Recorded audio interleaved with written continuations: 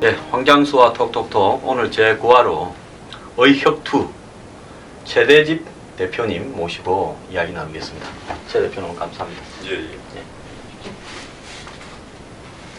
자료를 좀 가져왔습니다. 나와주셔서 감사합니다. 예, 반갑습니다.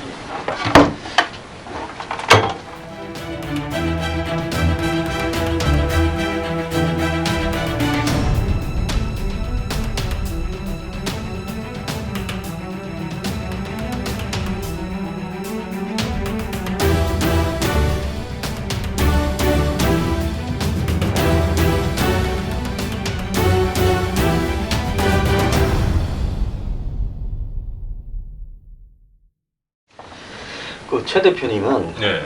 이 한국 사회의 상식을 좀 깨는 분 이렇게 이제 제가 좀 듣고 있습니다. 예. 뭐 국민 일반에 아직 뭐 많이 그렇게 알려지진 않았지만은 네. 아시는 분들 다 아시는데 첫째는 뭐 고향이 목포고 목포 네. 고등학교를 나오셨다. 대한민국이 이게 마치 영남 사람은 보수고 호남 사람은 진보인 것처럼 이렇게 그 고정관념으로 세상을 바라보는 시각이 많은데요. 그런 부분에도 굉장히 놀랍고 또 현직 개업 의사로서 네. 지금 여러 가지 우리 저 보수의 투쟁에 앞장서는데 그것도 뭐 단순한 투쟁이 아니라 자유개척 청년단이라는 그야말로 한국의 가장 이 원론적이고 투쟁적인 단체를 또 이끌었다. 이런 부분에서 여러 가지 네. 화제가 많이 되시는 것 같습니다. 네. 또 최근에는 또 메르스와 관련한 네. 박원순 시장 문제에 대해서 기자회견을 하셨고 네. 또 박주신 문제에 대해서도 여러 가지 전문적인 소견을 제기하고 계십니다. 그래서 저희 그 황장수와 톡톡톡에 최 대표님 좀 모셔서 이야기 듣자 이런 이야기가 많아서 오늘 모시게 됐습니다. 아이고, 고맙습니다. 네, 그 저기 최 대표님 일단 네. 그 목포에서는 고등학교까지 나오셨습니까? 네. 이력을 좀 말씀. 저는 원래 제가 저희 이제 할아버지님께 조부님께 듣기로는 저희 원래 이제 전남 무안이라는 지역에 예. 경주채씨 집성촌이 있었습니다. 그래서 경주채씨 집성촌이 있었고 저희 조부께 들은 말로는 증조부 때부터 목포에 나와 살았고 그래서 증조부, 조부, 그다음에 부친 그리고 저희들까지 4대가 적어도 제가 알고 있는 바로는 이제 목포에서 살았고 예. 잠깐 제가 이제 아버지가 사업 때문에 서울로 올라왔을 때 실제 저는 1970년 2월달에 서울에 태어났습니다. 태어난 서울이시군요. 그 태어난 게 또 신촌 세브란스 병원이에요. 그래서 제가 이 문제에 대해서 무슨 인연이네요. 예, 그래서 그렇게 하다가 한 2년 정도 살다가 다시 목포로 내려가서 초, 중, 고를 다 목포에서 이제 나오고 다시 대학을 들어올 때 이제 서울대학교 의과대학을 입학하면서 이제 서울로 올라온 거죠. 예. 근데 이 최 대표님 죄송하지만 연세가 어떻게 되시죠? 올해 지금 72년 2월생이기 때문에 44살, 만으로는 43세 그렇습니다. 예, 제가 52세인데요. 저보다 이렇게 8세나 어리신데 정말 그간에 활동한 걸로 봐서 저는 오늘 오시기 전에 네. 그 연세가 한 50은 넘으신 분이다 이렇게 생각을 했습니다. 네, 아무래도 어떤 성장 과정에서 네. 뭐 대한민국이 최 대표님 성장쯤에는 지역 감정이 네. 이제 갈라지기 시작할 때 아닙니까? 네. 그러면서 이제 80년 광주부터 시작을 해서 그 이후에 87년 대선 극단적인 지역 감정이 네. 격화되고 90년대까지 그냥 악화되기 시작했죠. Y에서 네. 돌아가신 네. Y에서가 92년에 대통령 당선되고 그리고 이제 97년에 DJ가 마침내 대통령에 당선이 되어서 이제 지역 감정이 좀 완화되는가 그렇게 생각을 했습니다. 그럼에도 불구하고 또 약근 10년을 했으면 네. 한도 좀 풀었고 지역 감정도 좀 이렇게 틀어져야 되는데 그렇죠. 근데 지금 뭐 더하면 되지 덜해지진 않거든요. 절대 덜어지지 않아요. 그 성장 과정에서 네. 이제 그 지역에서 주로 초중고등학교를 다녔었고 하는데 이런 문제에 대해서는 어떻게 생각하세요? 저는 사실은 그 초중고 말 그대로 유년의 시절 또 청소년 시절을 전남 목포에서 생활했지만은 사실은 그런 어떤 정치적인 어떤 첨예한 대립 그런 것들을 경험하지는 못했습니다 개인적으로. 근데 다만 이제 그런 건 있었습니다. 80년대 저희들이 이제 중고등학교를 다니고 할 때 기본적으로 호남 사람들은 대기업에 취직할 수가 없다 이런 것들이 그때 전남대학교를 졸업한 사람들, 뭐 조선대학교를 졸업한 사람들, 지역 대학교를 졸업한 사람들은 일단 대기업 취직은 어렵다. 뭐 이런 것들이 뭐 그냥 뭐 정설로 그렇게 돼 있었고 그래서 그래서 결국은 공무원 시험을 봐야 된다. 그다음에 무슨 고시를 봐야 된다. 그렇게 해서 아마 공기업하고 제가 알기로는 공기업하고 고시 뭐 이런 쪽 공무원으로 대거 많이 진출한 걸로 알고 있습니다. 그리고 일부 소수의 그 호남 그 오너가 갖고 있는 대기업 그런 쪽으로 진출했고, 그래서 뭐 그런 정도에서 조금 저희들이 피부로 느끼는 것은 그런 점이었고, 저는 어렸을 때 그 어떤 그 지역에서 어떤 저 개인적 경험을 지금 반출해 보면 박정희 대통령에 대한 그런 어떤 상당히 어떤 숭앙하는 분위기 그런 것들이 많았습니다. 제가 어렸을 때 기억하기도. 단지 이제 김대중 씨에 대한 것은 어떤 감정은 아마도 일반적인 감정은 그런 거였을 거예요. 적극적 지지자는 거의도 많지 않습니다. 뭔가 우리 지역 사람인데 우리 지역 출신의 정치인인데 뭔가 좀 탄압받고 있어서 연민의 어떤 정이 짠하다 뭐 이렇게 연민의 정이 있었습니다. 그것 때문에 이제 나중에 어떤 투표가 벌어졌을 때 표가 그쪽으로 많이 가고, 그래서 사실은 이 지역 감정, 우리 보통 지역 감정이라고 표현하는데 지역적인 어떤 분열 의식, 대립 의식이 사실은 적어도 제가 이제 어렸을 때 가졌던 어떤 체험, 그리고 나중에 이제 나이가 들어서 이것을 객관적이고 분석적으로 분석을 했을 때 어떤 그런 결론들을 생각을 하게 되면 사실은 김대중 대통령이 복귀를 하고 본인이 대통령이 되기 위해서 정계 은퇴를 했다가 다시 정략적인 정계 은퇴였죠. 92년에 패배하고 영국으로 정계 은퇴를 선언하고 갔다가 97년에 이제 이 대선에 나섰는데, 대선에 나서기 위해서 이제 96년 총선에서 그 민주당을 깨고 새정치국민회의를 만들었지 않습니까? 그래서 그런 과정을 거치면서 지역 감정의 어떤 지역적인 분열 의식, 그냥 지역적인 대립 이것이 훨씬 더 격화됐다고 저는 그렇게 판단하고 있습니다. 저는 뭐 거의 개인적으로는 고향이 부산이고 부산에서 초중고등학교를 나왔는데 뭐 지난 97년 대선에 뭐 본의 아니게 제가 농민단체 사무총장을 하다가 김대중 후보를 지지하게 됐어요. 그리고 이제 그 이후에 김대중 정권에 새천년 민주당 창당할 때 창당 추진위원으로 영입이 되었습니다. 그래서 이제 민주당에서 정치를 시작했고, 저는 또 지역 감정을 깨기 위해서 이 민주당에서 경남 사천으로 좀 출마도 했죠. 그래서 뭐 낙선도 했고 또 그 당에서 여러 가지 역할도 맡으면서 있다가 이건 제가 또 생각했던 지역 갈등과 감정을 극복하기 위해서 내가 했는데 내 선택이 이게 좀 잘못된 것 같아.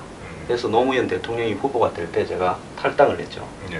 그래서 이제 뭐 그 뒤로 좀 고생을 했는데, 우리 최 대표님이나 저나 이렇게 좀 서로 지역에서의 어떤 입장과 다르게 크로스로 왔다가 이제는 또 만나는 이런 양상이 좀 되는 것 같습니다.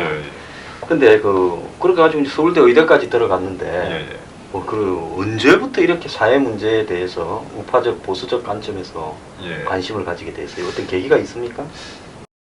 계기는 한마디로 저는 이제 그 의대라는 공부 자체가 굉장히 많은 시간을 요하고 어렵다기보다 그래서 많은 시간을 투입하지 않으면 안 되는 공부란 말입니다. 그래서 사실 공부를 하느라고 사실은 뭐 관심을 가질 겨를도 사실 없었죠. 관심을 가질 겨를도 없었고, 그래서 사실은 97년 대선 전까지도 별로 관심이 없었습니다. 또 나이 자체가 그때가 제가 20대 중반이었기 때문에 제가 관심을 가져봐야 어느 정도 일을 할 수 있고 또 어느 정도 관심을 갖겠습니까? 세상 물정도 모르고. 그리고 저는 특히 이제 그 당시에 의과대학에서 특정을 한 양리학이라는 어떤 학문에 대해서 굉장히 어떤 매료를 느끼고 내가 앞으로 평생 양리학자가 돼야 되겠다 하면서 그 분야를 또 따로 깊게 공부하고 있던 시절이라 별 관심이 없었습니다. 그리고 그 대선 지나가는 과정에서 겨우 이제 신문 정도 있고 뭐 가끔씩 뉴스나 보고 하면서 이제 새로 김대중 씨가 한번 대통령 되는 것도 괜찮다, 굉장히 잘된 일이다, 그냥 그 정도로 생각하고 있었습니다. 그래서 투표가 있을 때 직접 가서 찍어보고, 그래서 김대중 대통령이 됐다, 또 뭐 민주화 시대가 열렸다, 진정한 민주화 시대가 열렸다, 뭐 그렇게 이제 얘기를 하니까 잘 된 일이구나 그렇게 생각을 하고 있었는데, 한마디로 계기는 2000년도에 김정일이라는 사람을 만나고 와서 어떤 사회 통일 분위기를 띄우면서 이제 말 그대로 6.15 공동선언 그것을 접하고 나면서 제가 이제 뭔가 사회와 역사 이런 문제에 대해서 어떤 관심을 갖게 된 계기라고 할 수 있겠습니다. 제가 6.15 정상회담, 예, 예. 저도 피해자인데요. 정말 사천에 가서 제가 선거운동을 하니까 이제 고적상의 고향입니다. 굉장히 어려웠어요. 예. 지역의 정서에 반대되는 정당이니까. 그런데 이제 위에서 그래요. 조만간에 큰 건이 한 건 발표될 거니까. 그러면 총선에서 당선될 수도 있다. 많은 사람이 저보고 차라리 무소속으로 해라. 그 당으로 왜 하냐. 여러 가지 경력도 괜찮은데 이런 분이 많았습니다. 네. 그래서 저는 그 정치적 신의를 지키기 위해서 끝까지 갔어요. 근데 이제 한 건이 뭔가 하면 6.15 정상회담을 하겠다라는 것이 총선 때 발표가 됐어요. 네, 맞습니다. 그때 4.12 네, 총선인가 네. 그랬는데 아마 뭐 3월 말쯤인가 네. 발표가 된 걸로 알고 있어요. 적으로 발표하겠죠. 그런데 그때부터 표가 모이기는커녕 좀 모이던 표들이 그때부터는 그냥 다 도망가는 거예요. 네. 그래서 제가 생각할 때 15,000표는 모아놨댔는데 선거하니까 10,000표에 조금 못 미치더라고요. 9천 뭐 몇백 표 나왔는데 그래서 그 결과도 보면 새천년 민주당이 그제 새정치국민회의를 없애고 네. 많은 사람을 영입해가 새천년 민주당이라고 한마디로 대중적인 지역 감정을 뛰어넘은 정당을 만든다고 했는데 총선에서 패배했어요. 네. 2000년에. 네. 그래서 그거를 보면서 야, 그 정상회담 발표를 왜 총선 전에 하는가. 그래서 뭐 이 북한 갔다 올 때 저는 그때 당에 당무위원을 했는데 뭐 성남공항에까지 가서 도열해서 박수도 치라 이래서 가고 했는데 저도 이제 그 이후에 이제 그 예를 들어서 6.15 정상회담을 한 게 노벨 평화상으로 또 연결이 안 됐습니까? 네. 그때는 제가 이제 기분이 좀 언짢아서 노벨 평화상 받고 이제 귀국할 때는 뭐 공항에 안 나갔습니다. 근데 이제 그런 부분을 보면서 제가 이 민주당에서 회의를 가지기 시작한 부분이 대북 문제, 네. 이건 좀 아니다 생각했죠. 네. 자, 그래서 이제 그때 이후에 네. 이제 6.15 정상회담 이후에 개인의 행보가 어떻게 됐습니까? 그래서 제가 그 문제가 아무리 제가 직관적으로 딱 봤을 때 이건 아무래도 좀 문제가 있는 것 같다. 그래서 제가 이제 여러 다른 사람들의 의견 그런 것들을 조사를 하고 자료들을 조사를 해보니까 그 6.15에서는 1항, 2항이 제일 문제인데요. 우리 잘 알려졌듯이 1항에서는 통일 문제를 남북한 자주적으로 해결하기로 했다. 한마디로 이건 뭐냐? 미군의 통일 개입을 막아버리는 조치입니다. 거기에 주한미군 철수까지 다 포함되어 있습니다. 자주적으로. 남북한 자주적으로 통일을 하게 된다. 이러면 적화 통일, 북한에 의한 북한 체제로 통일 가능성이 매우 높아진다는 거죠. 두 번째는 말 그대로 북한의 고려연방 문제, 낮은 단계 고려연방 문제와 뭐 남측의 그 어떤 연합제 어떤 이것이 서로 뭐 유사한 점이 있기 때문에 거기에서 추진하기로 했다. 이건 완전히 북한의 고려연방제, 낮은 단계 고려연방제 통일 방안하고 제가 조사를 해봤는데 똑같습니다. 그래서 이것은 완전히 북한의 고려연방제 통일 방안을 그대로 인정을 한 것이다. 거기에 대해서 합의라고 돌아온 것이다. 그래서 이건 북한에 의해서 김정일 체제에 대한민국을 넘겨버릴 수 있는 한마디로 국가 반역의 문서가 확실하다. 그런 어떤 그 견해들이 있었고 거기에 저는 이제 거기에 동의하기 시작했죠. 그리고 관련된 그 김대중 씨하고 그 추종하는 세력에 대해서 제가 자료들을 모았습니다. 그게 언제쯤 시점입니까? 그게 2000년 말 2001년 초입니다. 아, 그러니까 이제 정상회담을 하고 와서 예, 예. 이제 노벨 평화상 받고 예, 예. 그런 시점에 예. 그렇게. 그래서 자료를 헌책방을 돌아다니면서 제가 그때 한 10권, 20권 가까운 책, 그때는 지금처럼 자료 구하기 쉽지가 않았어요. 쉽지가 않았죠. 그래서 헌책방을 김대중 씨가 쓴 글들, 옛날 이런 여러 가지 정책 자료들을 모으면서 꼼꼼히 제가 있고 조사를 해보니까 내린 결론은 김대중 씨는 대한민국 대통령 자격이 없다. 그래서 대한민국 대통령 자격이 없기 때문에 지금 당장이라도 이 사람과 그를 추종하는 정치 세력은 이 대한민국 대통령 그리고 정부 여당에서 완전히 무력화, 해체시키고 쉽게 표현하면은 쫓아내버리지는 안 되겠다. 이런 결론을 냈습니다. 근데 그 예를 들어서 이제 모포에서 초중고등학교를 다니고 네. 성장해 오셨고 아무래도 네. 주변에 지역 네. 정세에 관한 분위기도 있고 네. 또 본인이 뭐 누구보다도 이 본인의 그 어떤 역할을 그때 아마 뭐 인턴 레지던트 할 때 좀 많으십니까? 그때는 제가 이제 병역으로 공중보건 의사를 공중보건에 하실 때네. 하고 있었어요. 근데 뭐 의사직이라는 게 상당히 이 시간이나 네. 여유가 없는데 네. 어떻게 그런 것들을 정보를 수집하고 생각을 갖다가 이렇게 다듬어가는 그런 게 가능했는지 참 사람들이 다 의아스럽고 대단하다고 생각할 것 같습니다. 대단한 건 아니고요. 근데 사람들이 어떤 우연한 계기로 그 사실을 정확히 알지 못해서 그렇지, 제가 지금도 늘 생각하는 것은 그 내용에 대해서 관심을 갖고 조사를 하다 보면 우리가 객관적인, 물론 진리성에 대해서 우리가 이제 뭐 그 따지고 들어가기 시작하면 한이 없지만 우리가 그냥 철학적 논의를 하자는 얘기는 아니니까. 그래서 어떤 객관적인 사실, 그런 것에 대해서 어떤 관심을 갖게 되고 우리가 조사를 하다 보면 저는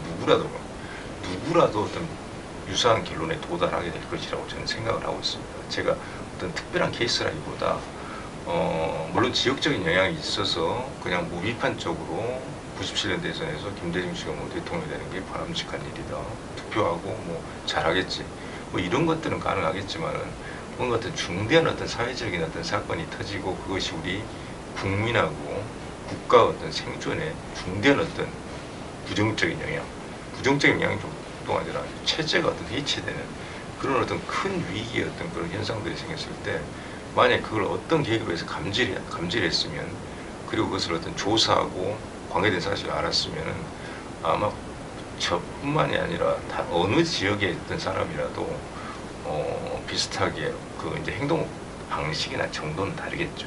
근데 행동에 나서지 않을 수 없을 것이다. 저는 그렇게 생각을 하고 있습니다. 근데 이제 보통 사람들은 보면 그 편견이라는 벽을 네. 넘어서기가 굉장히 어렵죠. 네. 왜냐하면 자기가 처해 있는 그렇죠. 직업군, 자기가 처해 있는 고향, 그렇죠. 또 정서, 네. 또 자신의 이해관계, 이런 편견에 대부분 다 무너지잖아요. 그 뭐 네. 헬만 헤세의 데미안에 보면 아래서 깨어나기가 그렇게 어려운데, 네.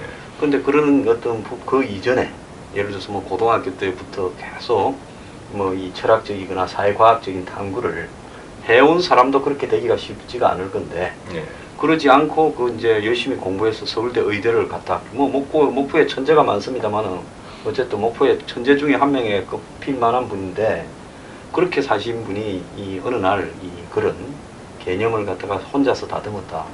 그런 부분에서 혹시 영향을 미친 사람이 있습니까? 사실은 저한테 어떤 그 밀접하게 어떤 관계를 하고 있던 분들은 없었기 때문에, 사실 이제 저희 형님하고 제 생각이 거의 비슷합니다.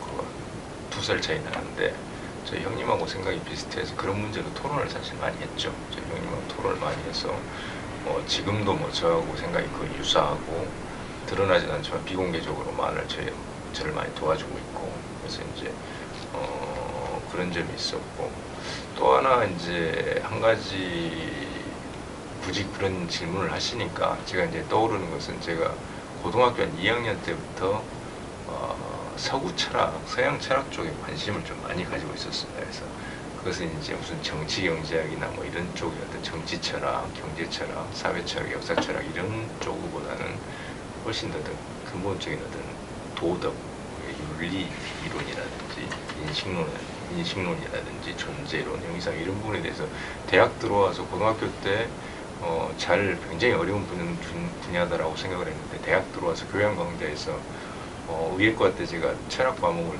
거의 철학과 학생만큼 많이 들었었으니까요. 그래서 그런 점들이 어떤 한 문제 접했을 때 조금 더 깊게, 더 넓게, 좀 심도 있게 어떤 좀 생각할 수 있는 그런 습관들을 좀 만들어주지 않았나. 그런 제가 봤을 때 보통 사람들은 자기가 처해 있는 환경에서 네.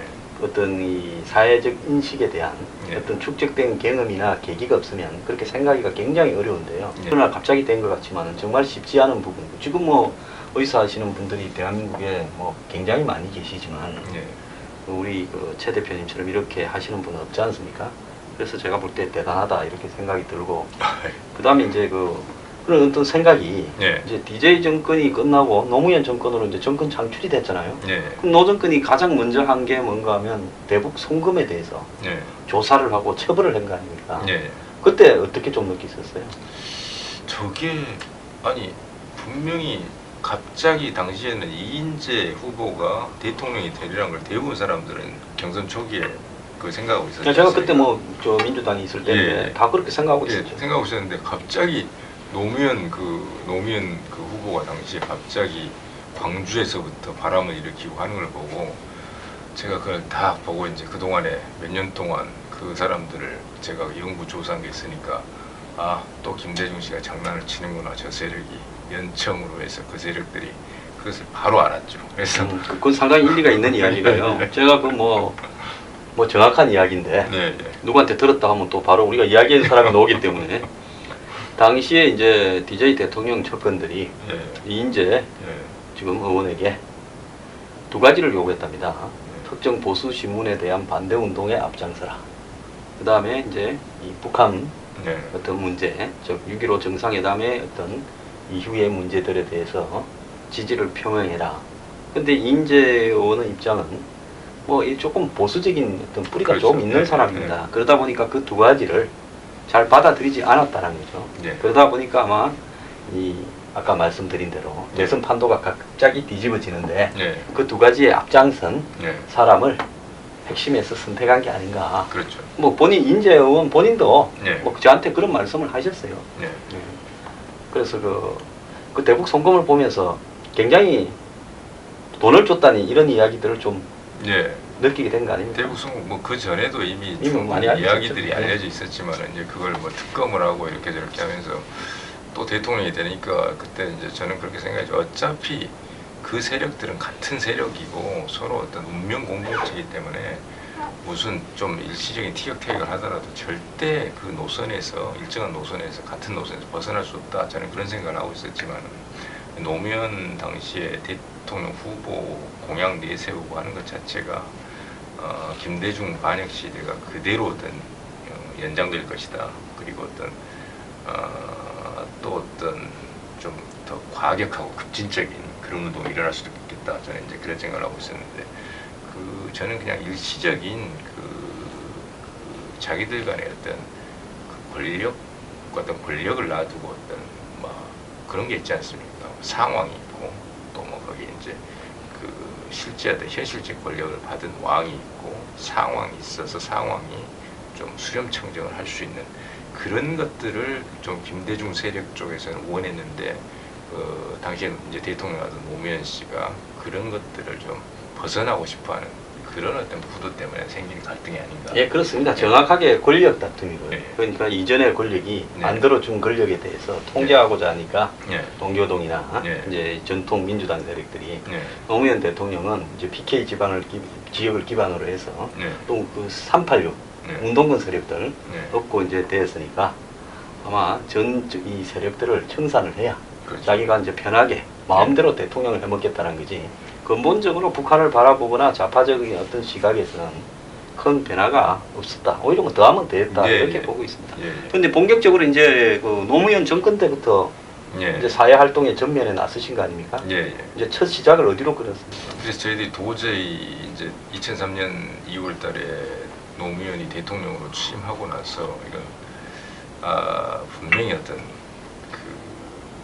저희들은 심지어 어떤 남북 연합이라는 뭐 이런 방식으로 해서 고려 연방제, 통일 이런 식으로까지 끌고 갈 수도 있다는 그런 위기감을 사실 굉장히 저희들이 2003년 초에 느끼는 위기감은 굉장히 큰 것이었습니다. 그래서 심지어 저는 그래서 2003년도에 지금 그런 말을 하면 젊은 친구들도 뭐 동료 선배들도 가끔씩 술자리에서 웃지만은 그 당시에 제가 드는 그 생각은 이러다 나라 대한민국 망할 수 있다. 충분히 망할 수 있습니다. 그럼 내가 이 운동을 하루 말 그대로 나라를 지키는 운동을 대한민국을 지키는 운동을 하러 나서야 되겠는데 어떤 각오로 임해야 될 것인가 거기에 대해서 며칠 동안 심각하게 고민을 했죠. 그래서 제가 이것은 목숨을 바치지 않으면 안 되겠다. 그래서 제가 유서를 썼습니다. 유서를 써서 그때는 제가 이제 총각이었고 어머니가 굉장히 아프셨습니다. 아버지는 좀 일찍 돌아가셨고 그래서 유서를 써서 제 수결을 찍은 다음에 저희 형님에게 맡겨두고 내가 일을 하다가 얼마든지 죽을 수 있다. 죽을 각오로 이 운동을 할 것이다. 그러니까 그 뒤에 어떤 문제가 생기면 이렇게 저렇게 처리해달라. 그렇게 해서 맡겨두고 저희 형도 동생이 그렇게 한다는데 마음이 많이 아플 수밖에 없죠. 형님 입장에서는. 그렇지만은 뜻이 기본적으로 같기 때문에 그래서 받아서 알았어. 내가 그럼 그렇게 해주겠다. 그래서 저는 유서를 쓰고 그렇게 해서 저희 같이 활동하는 사람들한테도 말을 했습니다. 유서를 쓰고 우리 선배 세대들이 가장 어려운 처지, 나라를 우리가 아무리 노력해도 구할 수 없는 상황이었단 말입니다. 사실 안중근 의사가 살던 시대는 어떤 그 역사 세계사의 그 흐름 대세가 아무리 누구 이토 히로부미라는 어떤 그 동북아시아 한 명을 제거한 데 했어요. 네, 그런 거대 정치인을 죽인다고 해서 제거한다고 해서 역사 흐름이란 걸 되돌릴 수 없단 네, 말이죠. 제국주의적인 신민화가 예, 예. 전 세계에 예, 진행되고 전 세계에서 있었는데 예, 그걸 뭐 할 수 어떻게 없죠. 그래도 우리는 노력을 해야 된다. 저는 그런 생각이었습니다. 그런 악조건 속에서도 했는데 우리가 못할 게 뭐가 있는가. 그리고 우리도 우리 선배 세대들 같이 기본적으로 죽을 각오를 하고 나서자. 거기에 다 저희 그때 모인 사람들은 다 도움이 됐습니다. 그때는 그분들은 어떻게 모여 있었어요? 2001년, 2002년도에 그런 문제의식을 공유한 사람들이 그 비공개로 해서 단체를 저희들이 결성을 하고 있었습니다. 그래서 꾸준히 모여서 무슨 전문적인 학자가 아니기 때문에 저희들은 인터넷에서 있는 글들, 책들 갖다 읽고 토론하고 하면서 여러 가지 어떤 계획도 실제로 여러 가지 운동들도 이제 길거리에서 많이 했었죠. 그래서 하다못해 전단지를 갖고 전철에서 하루 종일 뭐 돌린 일을 한다든지 우리가 할 수 있는 일들 해보자 그렇게 해서 이제 하게 됐고 2003년부터는 이제 그런 결의를 갖고 저희들이 거리에 이제 나섰기 때문에 이제 본격적인 2003년부터 이제 본격적인 이제 말 그대로 노무현 정권과의 저희들은 어떤 그런 어떤 국가 반역적 시도를 하면 절대로 용납할 수 없다 이런 결의를 다지고 그때부터 이제 거리로 무조건 나선 겁니다. 그럼 이제 2004년에 예. 이제 그 3월 되면서 탄핵 국면이 시작됐잖아요. 예. 저도 뭐 각 정당 쫓아다니면서 탄핵하자고 좀 앞장섰던 사람인데 예. 그때 탄핵 때는 예. 좀 어떻게 느꼈었어요? 저는 사실은 그 탄핵을 추진하는 것 자체, 그 탄핵이 추진되는 과정이 이게 분명히 저는 이 탄핵이 이루어지기도 힘들다고 일단 첫 번째 생각했고 탄핵이 이루어지더라도 뭔가 큰 문제가 발생할 것이라고 저는 예상을 하고 있었습니다. 왜냐하면 탄핵의 이유가 절차상 문제입니다. 절차상. 대통령으로서 정치에 개입했다는 그런 사유로 대통령을 탄핵해서는 국민의 우리가 보통 상식을 갖고 사는 국민들을 설득하지 못합니다. 제가 늘 얘기했습니다. 정치공학적 탄핵을 했다. 당시. 네. 당시 어떤 정부가 야당의 정치공학적 탄핵. 대통령 어떤 이유가 됐든지 간에 투표를 통해서 당선된 대통령을 정치공학적 계산에서 탄핵을 했다. 이러면은 국민들이 납득할 수가 없다. 진짜 탄핵을 하려면 이 노무현이 갖고 있는 반미사상, 주한미군을 철수해야 된다든지 무슨 자주국방을 한다면서 한미연합사를 해체한다든지 국가보안법을 폐지한다든지 말 그대로 뭐 북한하고 어떤 제2 어떤 그 회담을 통해서 또 북한에 대해서 엄청난 어떤 물량을 대북 포주기를 한다든지 이런 누구라도 어떤 국민 누구라도 그 수긍할 수 있는 그런 어떤 정당한 사회에서 정정당당하게 탄핵을 시켜야 국민들이 수긍을 하는 거지. 이 정치공학적 탄핵은 저는 분명히 실패하고 해서도 안 됩니다. 저는 그런 입장을 갖고 있었죠.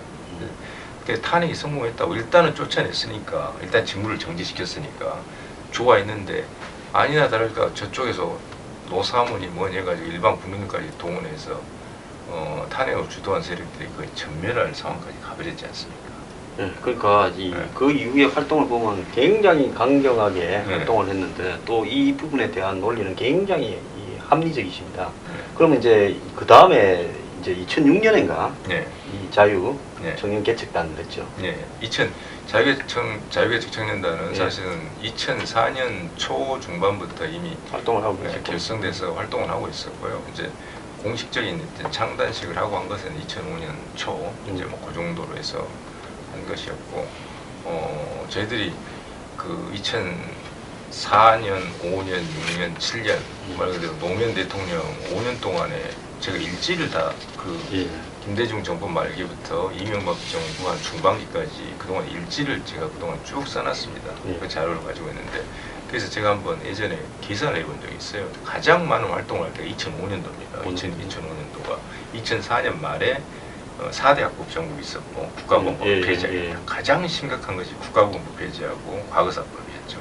과거사법은 우리나라 근현대사의 어떤 기본적인 역사적 사실들을 역사적인 평가를 근본적으로 뒤집는 친북적이고 좌익적인 사관으로. 또 과거사법이라면 이제 과거사 예. 진실규명 예. 위원회를 만들어 가지고 예를 들어서 그 이전에 있었던 뭐 간첩 사건이든 예, 뭐 그런 어떤 그 사건을 마치 이제 인권 억압 사건처럼 예, 뒤바꾸는 그런 부분에 관한 예, 사건이죠. 예, 그래서 그때 보면 뭐 그거 뭡니까 칼, 예, 뭐 김현희 예, 폭파 사건 문제도 거론됐고 뭐 여러 가지 사건이 그때 다 다시 따져보자고 나왔죠. 다 뒤집혔어요. 예, 그래서 뭐 국정원에 대해서도 또 예, 뭐 예를 들어서 국정원에 이 과거사 규명위원회도 생겼고 예, 뭐 여러 가지 조직들이 생겼는데 대한민국의 역사가 거의 객토 흙을 갈아 뒤집는 예, 예. 그런 어떤 시대였습니다. 예, 예. 저희 세대들한테 반드시 바로잡아야 될 의무가 지금도 있습니다. 지금도 아직까지도 민주화 보상 심의 민보상이라고 민주화 보상 심의위원회라는 데가 아직까지도 활동을 하고 있고 심지어 그 조직은 2007년도에는 난민전이라는 어떤 말 그대로 공산주의 좌익 무력 그 투쟁 프롤레타리아 어떤 혁명을 하자는 그런 조직이에요. 남조선 인민민주주의 전선 약자죠. 예, 예. 그 난민전의 어떤 그 사람들까지도 민주화 운동을 하는 거예요. 민주화 운동. 그래서 저희들은 심지어 제가 그때 지금 한 가지 후회하고 있는 일이 사실은 우리가 법을 지키면서 운동을 해야 되지만 너무나도 국헌과 국법을 어지럽히고 국채를 뒤집고 이런 일에 대해서 우리가 말 참아야 되는가 그 문제에 대해서 고민을 많이 했었어요. 그래서 저희는 상징적으로 당시 민주화 보상 심의위원회라는 난민전을 민주화 운동으로 규정을 했다고 해서 민주화 보상 심의위원회는 없어져야 된다. 그래서 저희들이 이걸 점거를 해버릴 계획까지도 한번 세운 적이 있어요. 그래서 다른 단체에서 그걸 주관한다고 해서 저희들이 관여하지 않았지만 그래서 아무튼 2004년 그 국가보안법 폐지 정국 때 그때는 말 그대로 국민들이 이 문제의 심각성을 알고 그 무명의 국민들이 수없이 많은 무명 국민들이 자발적으로 모여가지고 결국 막았죠. 국가보안법은. 제가 국가보안법 막는 여의도 그 집회에서 그건 4~5개월이 계속 반복됐는데 얼마나 많은 국민들이 진짜 나라를 사랑하는 뜨거운 애국심을 갖고 진짜 고생 많이 한 걸 제가 현장에서 알고 있습니다. 저는 거기서 그 앞에서 한쪽 그 여의도 국회를 정면으로 봤을 때 오른쪽에서는 무슨 전교조, 민노총, 각종 전농 단체들이 수백 명이 밤을 새고 있습니다. 저기 노숙을 한다고 하는데 실제로 술 먹고 있습니다. 술 먹고 있고 자고 있는 사람 별로 없어요. 저희들은 이쪽에 초라하게 불과 몇십 명 천막을 치고 저도 거기 가서 며칠 밤을 샜는지 몰라요. 오전에는 병원에서 진료하고 밤에는 거기 와서 밤을 새고 보초 쓰고 실제로 제가 가스총을 들고서 보초를 썼습니다. 그래서 그렇게 하면서 또 집회하는 거 보면 저기 우리 상위 군경회 이런데 거기 계신 분들 이제 몸에 부상당하고 그날 언론에 보도되진 않았는데요. 그분들이 집회를 할 때 칼로 할복을 한 분들이 20몇 명입니다. 언론에 하나도 안 났어요. 저는 현장에서 다 봤습니다. 좌파가 네. 그냥 손에 약간 금을 꺼서 피만 약간 나도 네. 뭐 이 자살 네. 시도 이렇게 나오는데 네. 우파는 그냥 할복을 해도 그렇습니다. 신문에 안 나오냐. 할복 정도가 아니라요. 가슴, 배, 팔 그분들은 기본적으로 전쟁을 치러본 분들이기 때문에 그래서 제가 그걸 마음이 정말 아팠죠.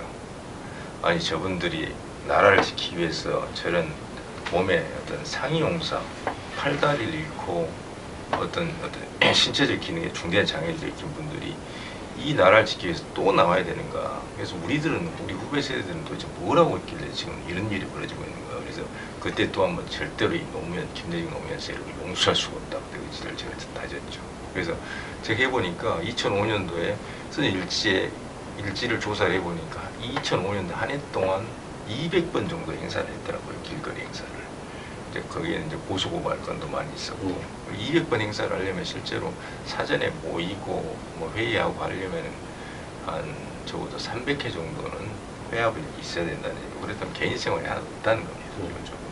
그때 그래서 2005년도에 제가 이제 그 개인 비용을 하고 있었는데 그런 식으로 해서는 이제 원래 사업체라는 것이 열심히 해도 힘든 것이 사업체인데 의료도 사업체 협정이고 했었는데 그때 한번 폐업을 했었죠. 그때가 두 번째 폐업이죠. 두 번째 네. 폐업까지. 그러면 이제 그 이후에 이제 자유개척청년단을 네. 만들었지 않습니까? 10여 명으로 만들었죠. 2004년도에 만들었습니다. 예, 2004년도 만들었고 활동 쭉 해왔었죠. 네. 그러면서 이제 이 노무현 정권이 끝나고 네. 이제 이 이명박 정권이 탄생할 때 소회가 네. 좀 어땠습니까? 그때 말 그대로 이제 그 2007년도 대선에서 거의 그 노무현 당시 이제 대통령의 인기가 워낙 저희 국민적 지지도가 워낙 바닥을 쳤고 뭘 해도 이제 안 되는 상황이었고 정동영 후보가 나왔고 그렇지만 또 뭐 이명박 대통령 당시 이명박 후보가 또 BBK 뭘 해서 마지막에 또 한 방울 한 방 터뜨린다 뭐 터뜨렸죠. 해서 그래서 이회창 후보가 또 이렇게 나오고 뭐 해서 복잡한 상황이었는데 아무튼 저희들은 어떻게 되든지 간에 뭐 저쪽 노무현 노선을 계승한 사람은 대통령이 될 수 없다는 그 확신을 당시 상황 자체가 하고 있었기 때문에 그래서 새로운 이제 이명박 대통령이 되고 말 그대로 그걸 꼭 보수 정권이라 탄생이라고 보기도 힘듭니다만은 아무튼 적어도 친북 같은 좌파 정권이 새로 다시 한번 만들어진 건 아니기 때문에 그다지 그렇게 뭐 기쁘진 않았습니다. 근데 왜냐면은 당시에 이명박 대통령, 이명박 후보 저희들이 그 이념 가장 저희들이 바랬던 것은 말 그대로 지금 이 북한이란 체제가 엄존하고 있는 상황이기 때문에 말 그대로 대한민국 안보 문제에 있어서는 절대로 타협 없는 그런 어떤 정부가 들어서서 저희들이 대가를 바라고 한 것도 아니고 저희들의 어떤 개인적 희생을 치르면서 말 그대로 모든 것을 바쳐서 싸웠는데 저희 그렇다고 해서 그 어떤 정치적 결과물 과실을 저희들한테 달라고 하는 것도 아니고 저희들은 나라가 제대로 바로 서서 안보가 제대로 지켜지고 경제적인 어떤 무한 성장이 아니라 지속적이고 안정적 성장을 이루어가고 사람들의 어떤 도덕적 삶을 살 수 있고 이런 국가가 이런 사회가 만들어지면 된다 이 정도의 어떤 소박한 목표를 갖고 있었는데 이명박 대통령은 대통령이 되기 전에도 저희들이 굉장히 많이 물렸습니다만 역시 대통령이 되고 나서도 역시 저희들이 예상과 같이 무슨 광우병, 소고기 이런 파동 때도 국민들을 많이 실망시키고 그래서 사실 실망을 많이 했죠 사실. 자, 이 가스총을 든 의사 오늘 그 일부는 우리 저 의역투 예. 최대집 그 대표님 예. 네, 왜 의사가 가스총까지 들게 됐는가? 뭐 이 영화에 보면 할리우드 영화에 보면 머신건을 든 목사도 있습니다. 예. 아프리카에서 뭐 고아들을 지키기 위해서 하도 잡아와가지고 반란군들이 애들을 잡아가 팔아먹고 막 이러니까 군대에 끌어가서 어린 애들 총을 줘서 싸우게 하고 하니까 목사가 막다가 안 되니까 나중에 목사가 기관총을 들고 싸운 실화 이야기입니다. 예. 그런데 한국에도 의사가 가스총을 든 의사 최 대표 모시고 왜 최 대표가 이런 이 사회적 어떤 이념적 현장의 중심에 서게 되었는가 그 히스토리를 좀 탐방을 해봤습니다. 2부에서 이제 이 박주신, 메르스, 뭐 박원순과 관련된 여러 가지 이야기를 듣겠습니다.